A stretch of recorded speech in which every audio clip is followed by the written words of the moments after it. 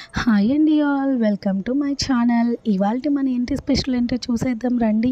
అదేనండి మటన్ కరివేపాకు కర్రీ. ఒకసారి ట్రై చేయండి. ప్రాసెస్లోకి వెళ్దాం. ముందుగా పొయ్యి మీద ఇలా బాండి పెట్టి ఆయిల్ వేసుకొని ఉల్లిపాయ, పచ్చిమిర్చి, కరివేపాకు, అల్లం వెల్లుల్లి పేస్ట్ ఒకదాని తర్వాత ఒకటి వేసుకొని మంచిగా వేయించుకోవాలి పచ్చివాసన పోయేంత వరకు. ఈలోపు మనం మంచిగా మటన్ని కూడా నీట్గా కడిగి పెట్టుకోవాలి, మనం వీడియోలో చూపిస్తున్నట్టు.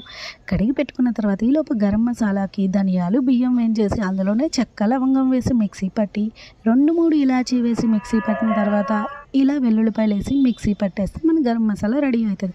ఈలోపు మనం దాంట్లో మటన్ వేసేసుకొని మిక్స్ చేసుకొని మూత పెట్టి మంచిగా ఒక 30 మినిట్స్ అలా మీడియం ఫ్లేమ్ మీద వదిలేయండి.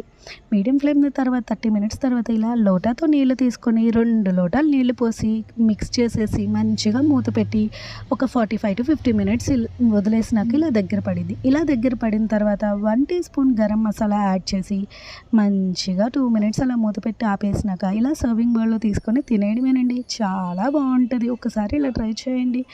ఇక్కడ కొత్తిమీర మిస్ అయిందండి, మీరే కూడా వేయండి. And please subscribe my